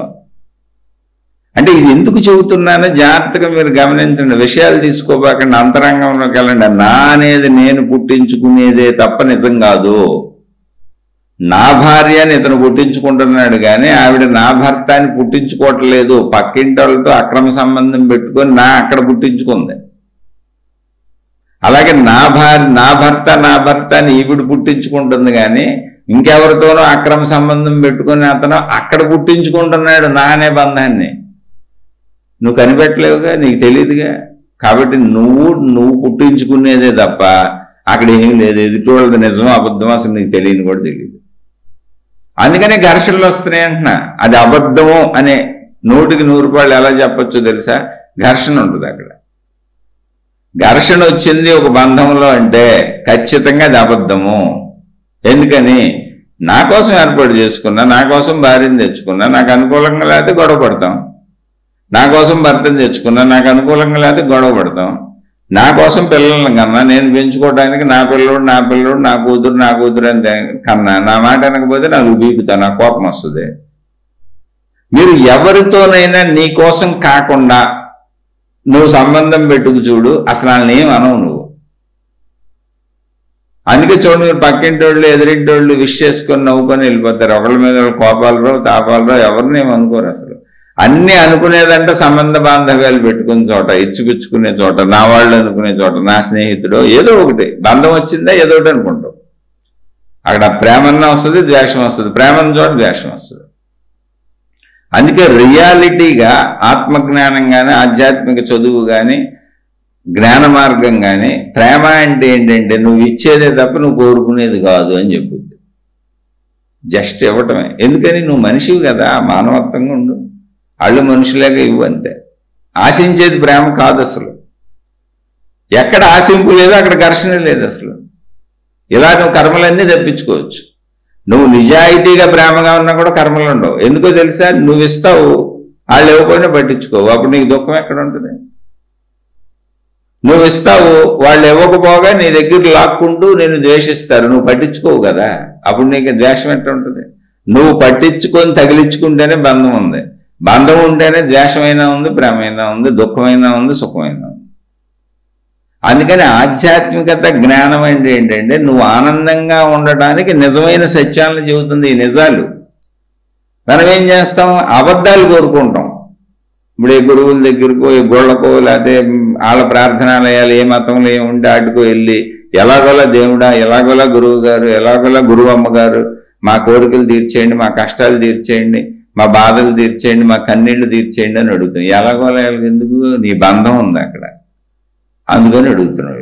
నీకు బంధం ఉన్నంతకాలం ఎవరో తీర్చలేరు దాన్ని, ఎవరో తీర్చలేరు. ఒకవేళ ఏదన్నా నువ్వు కోరుకుందే జరిగితే తాత్కాలికం, వాళ్ళు తీర్చింది కాదు. ఇప్పుడు హాస్పిటల్లో 50 మంది పేషెంట్లు జాయిన్ అయ్యారనుకోండి, 50 మందిని చచ్చిపోరు.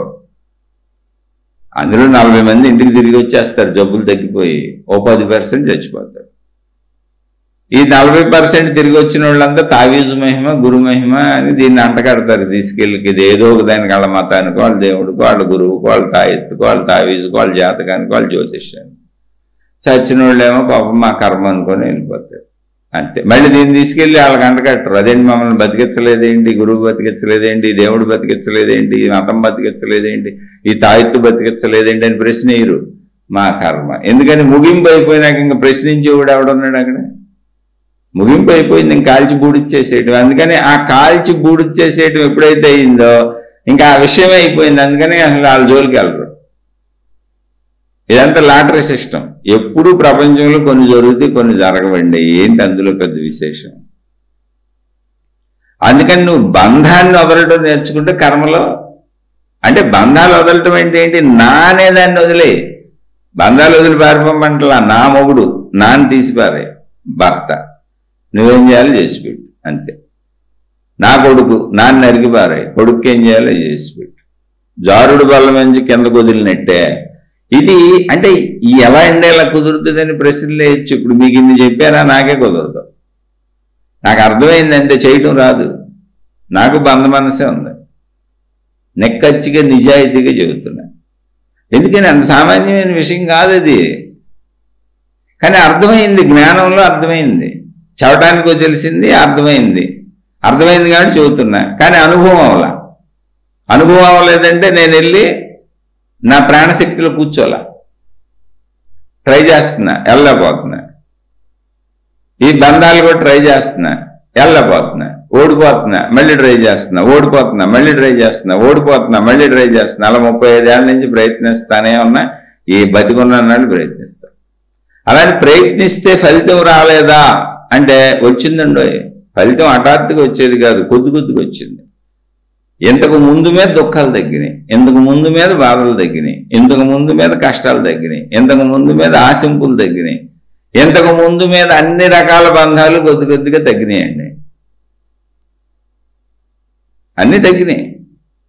మొత్తం పోయినాయి అంటే పోలేదు, ఉన్నాయి. అంటే ఇలా ట్రై చేస్తుంటే కొద్ది కొద్దిగా పోతున్నాయి, అటు బలం తగ్గిపోతుంది, ఏదో రోజుకి మొత్తం పోతాయని అర్థమైంది. కాబట్టి ట్రై చేస్తూ ఉండాల్సింది. అందుకే సాధన అనేది హఠాత్తుగా సాధన చేయగానే రాదు, చేస్తూ ఉంటే కొద్ది కొద్దిగా వస్తూ ఉంటుంది. అందుకని చేస్తూ ఉండాల్సిందే. ఇలా బంధాలను కర్మలను తప్పించుకోవచ్చు. ఇంకెలాగూ కర్మలను తప్పించుకోవడం కుదరదు. ఆధ్యాత్మికత చెప్పేదంతా కూడా అసలు కర్మలను తప్పించుకోవటమేనండి. నువ్వు కర్మలను అనవసరంగా తగిలించుకుంటున్నావు నాయన. కర్మల్ని తగిలించుకోకుండా ఇక్కడ బతకొచ్చు తల్లి, తగిలించుకోబాకండి నాయన తల్లిదండ్రులారా అనే ఆధ్యాత్మికత సత్యాన్ని చెబుతుంది అసలు. కానీ మరి మనం ఆధ్యాత్మిక చదువు చదవం, ఆత్మజ్ఞానం చదువు చదవం కదా. ఎంత సత్యం చెప్పినా తెలియదు కదా మనకి. తెలియనప్పుడు మనం తగిలించుకొని జీవిస్తున్నాం. అదే ప్రాబ్లం. చాలా సింపుల్ చదువు ఇది, చాలా సింపుల్. కానీ రోజు చదవాలి. ఆఫ్టర్ ఆల్ ఎల్కేజీని సంవత్సరం చదవాలన్నారు కదండి. ఒక మనిషి డబ్బు సంపాదించుకోవడానికి 25 ఏళ్ళు చదువుతున్నాడండి, నర్సరీ నుంచి మొదలుకొని. ఏంటి డబ్బు సంపాదన చదువు బతకడానికి? మరి నువ్వు అనంత తత్వాన్ని, అసలు దుఃఖమే లేని స్థితికి, బంధమే లేని స్థితికి వెళ్ళడానికి మరి మీరు ఎన్ని సంవత్సరాలు చదవరో మీరే ఆలోచించండి. అసలు చదవట్లేదుగా మనం, అది ప్రాబ్లం. ఆధ్యాత్మికత మనలో ఉన్న పాజిబిలిటీస్ని చెబుతుంది. మహిమలు మాయలు చవటలు అసలు లేవు. అవి చెప్పేవాళ్ళందరూ మిమ్మల్ని మోసం చేస్తున్నారు. మళ్ళీ చెబుతుంది. ఎందుకని? నీలో ఉన్న బంధం, నీలో ఉన్న మోక్షం, అది నీకు చెబితే చాలు. ఆ జ్ఞానం నువ్వే సాల్వ్ చేసేసుకుంటావు. ఎందుకంటే నీ లోపలికి వచ్చి సాల్వ్ చేయడం నేను కుదరదు. ఎవరికాళ్లే సాల్వ్ చేసుకోవాలి, ఎవరికాళ్లే అర్థం చేసుకోవాలి, ఎవరికాళ్లే వినాలి, ఎవరికాళ్లే సాధన చేసుకోవాలి, ఎవరికాళ్లే గ్రహించాలి. ప్రతిరోజు వాళ్ళు చేసే సాధన మీద ఇది ఆధారపడి ఉంటుంది. అందుకని జాగ్రత్తగా సాధన చేసుకోండి. నేను చేస్తున్నాను, కానీ నాకు కొంచెం వయసు పెరిగింది, అనారోగ్యాలు ఉన్నాయి, 55 సంవత్సరాలు, శరీరం సహకరించట్లేదు, మనసు సహకరించట్లేదు. ఇలా చెబుతుంటే కూడా ఒక్కొక్కసారి నీరసంగా ఉంటుంది. మరి ఇన్ని సహకరించని పరిస్థితుల్లో మరి నేను చేయగలనంటే ట్రై చేస్తున్నా. ట్రై అయితే వదలనండి, ప్రాణం ఉన్నంత వరకు ట్రై చేస్తూనే ఉంటా. ఎందుకంటే నాకు అర్థమైంది కాబట్టి మీకు చెబుతున్నా. అలాగే మీరు కూడా ట్రై చేయండి, ఎంత కుదిరితే అంత ట్రై చేయండి. మళ్ళీ సందేహం ఉంటే తప్పకుండా అడగండి, ఇలా మాట్లాడుకుందాం. దేన్నైనా అసలు కర్మల్ని తప్పించుకునే విధానమే ఆధ్యాత్మికత చెప్పింది. నువ్వు అనవసరంగా తగిలించుకు బాధపడుతున్నావు, అక్కర్లేదు, హాయిగా బతకొచ్చు జీవన్ముక్తుడిలాగా, జీవన్ముక్తురాలిగా అని చెప్పేదే ఆధ్యాత్మికత. మనం ఆ చదువుకోకపోవటం వల్ల బంధాల్లో ఇరుక్కుపోయి, నేను శరీరమే అనుకొని అందులో ఇరుక్కుపోయి మొత్తం యావత్ విశ్వంలో ప్రజానీకం ఇలాగే జీవిస్తున్నాం. ఎక్కడో అరుదుగా 10-15 మంది, 100 మంది, మొత్తం ప్రపంచం మీద 100 మంది 1000 మంది జీవన్ముక్తులు ఉంటారు. వాళ్ళు కూడా దొరకరు, ఎతకాలి. అలా పొందిన వాళ్ళు ఎక్కడో ఉంటారు. వాళ్ళు పట్టుబట్టి సాధించుకు పొందిన మహాత్ములు. అలా మనం కూడా అవ్వచ్చు, ప్రతి మనిషి అవ్వచ్చు. ఎందుకని అది నీకు సంబంధించిన జ్ఞానం, నీ విజ్ఞానం. ఆలోచించి చూడండి, అర్థం కాకపోతే మళ్ళీ అడగండి. అలా అని నేను అనుభవం పొందలేదు, ముందే చెబుతున్నా. నాకు బంధాలు ఉన్నాయి, దుఃఖాలు ఉన్నాయి, బాధలు ఉన్నాయి, అన్ని రకాల సమస్యలు ఉన్నాయి. అయినా నేను వదలను, సాగుతాను. ఎందుకని అంటే అన్ని తగ్గుతున్నాయని తెలుస్తుంది. దుఃఖాలు తగ్గుతున్నాయి, కష్టాలు తగ్గుతున్నాయి, కోరికలు తగ్గుతున్నాయి, ఇబ్బందులు తగ్గుతున్నాయి, అన్ని రకాలుగా సమస్యలన్నీ తగ్గుతున్నాయి. బంధాలన్నీ అంటే బంధాలంటే మనుషుల మీద ఉన్న ప్రేమానుబంధాలు కాదు, నన్ను బాధించే బంధాలన్నీ తగ్గుతున్నాయి. మనుషుల మీద ఉండే ప్రేమలు, అభిమానాలు అన్నీ అద్భుతంగా పెరుగుతున్నాయి. ఇంకా బాధించేది ఎప్పుడు తగ్గుతుందో ఆటోమేటిక్గా ప్రేమ పెరుగుద్ది, మానవత్వం పెరుగుద్ది, ఇంకా దైవత్వం దాకా వెళ్తుంది. బాధించేవన్నీ తగ్గుతున్నాయి, తెలుస్తుంది. అది చెడంతా తగ్గిపోతుంది, తెలుస్తుంది. అది కాబట్టి తగ్గుతుందని తెలుస్తున్నప్పుడు దాన్ని ఆపటం ఎందుకు? చక్కగా సాధన చేసుకుంటూ ముందుకెళ్తే అయిపోద్ది కదా. అందులో భాగంగానే, ఆ సాధనలో భాగంగానే నేను చదువుకునే ఆధ్యాత్మిక చదువు, నేను నేర్చుకుంటున్న ఆత్మ జ్ఞానం ఏదుందో దాన్ని కూడా మీతో పంచుకుంటున్నా అంతే. అలాగే నేను సామాన్య మనిషినే కనుక నేను తప్పులు చెప్పొచ్చు, పొరపాట్లు చెప్పొచ్చు. ఒకవేళ నేను చెప్పినట్లు తప్పులు పొరపాట్లు ఉండి మీకు అంగీకారంగా ఆమోదయోగ్యంగా లేకపోతే దయించి నన్ను క్షమించేసి మీ మార్గాల్లో మీరు హాయిగా ప్రయాణించుకెళ్ళిపోండి. ఒకవేళ ఇందులో ఏదైనా మీకు నచ్చినట్టు బాగుందని అనిపిస్తే దాన్ని మీరే ప్రాక్టీస్ చేసుకోండి, అంత అయిపోయింది మీకు సంబంధించింది. మీరు ప్రాక్టీస్ సాధన చేసుకుంటంలో మీకు మళ్ళీ సందేహాలు వస్తే తప్పకుండా అడగండి, నాకు తెలిస్తే తప్పకుండా చెబుతాను. శుభమస్తు. మరల మరొక కొత్త శీర్షికతో కలుసుకుందాం. మీ అభిప్రాయాలను కామెంట్ల రూపంలో తెలియచేయండి. మీ సందేహాలను ప్రశ్నల రూపంలో అడిగే ప్రయత్నం చేయండి. మీరు ఎన్ని విన్నా ఎంతో కొంత సాధన మీరు చెయ్యకపోతే రోజుకి 5 నిమిషాలైనా చేయండి కనీసం. చెయ్యకపోతే మీరు విన్నది మీకు ఉపయోగపడదు. సింపుల్ అంతే. ఒక 5 నిమిషాలన్నా సాధన చేయండి. కుదిరితే ఇంక మీ ఇష్టం ఎంతసేపు అయినా చేసుకోండి. కానీ బలవంతపు సాధనలు చేయకండి. అంటే మనసుని శరీరాన్ని బలవంతంగా సాధన చేయించకండి. సాధనకి మనసు శరీరం సహకరించేలా అనునయించి చేసుకోండి. ఎంతసేపు సహకరిస్తే అంతసేపే చేయండి. ఎదురు తిరిగేలా చేయకండి. మొత్తం సాధన దెబ్బతినేస్తుంది. అది సహకరించినంతసేపు చేయండి. తర్వాత మనసుతో పాటు శరీరంతో పాటు కలిసి ప్రపంచంలోకి వెళ్ళిపోండి. ఎందుకంటే అసలు ముందు ప్రపంచంలోకి వెళ్ళి బతకాలి, తినాలి, సంపాదించుకోవాలి, శరీరం నిలబడాలి, మనసు నిలబడాలి. ఎందుకంటే మనకు ముందు ఆత్మజ్ఞానం వచ్చేలేదుగా, నేను ప్రాణశక్తి నేను తెలిసేలేదుగా.